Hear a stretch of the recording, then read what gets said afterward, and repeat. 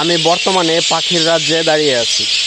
মানে প্রত্যেকটা মানুষ যেমন সন্ধ্যা শেষে নিজেদের গন্তব্যে ফিরে যায়, ঠিক তেমনই এখানে মানে কি বলবো, লক্ষ লক্ষ পাখি এখানে রাত কাটায়। দেখেন আমার উপরে বা আমার ক্যামেরায় শব্দ পাইতেছেন যে কী পরিমাণ পাখি এখানে কিচিরমিচির করতেছে। আপনাদের একটু দেখাই।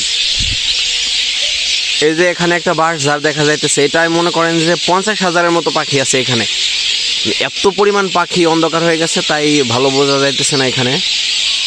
আল্লাহ, আমি জীবনে বিশ্বাস করি নাই যে এত পাখি এখানে থাকে। মানে এখানে যতগুলা বাঁশবাগান আছে প্রত্যেকটা বাঁশবাগানেই আল্লাহ তাআলার কি সুন্দর সৃষ্টি। সন্ধ্যা লেগে গেছে, সবাই এখানে চলে আসছে।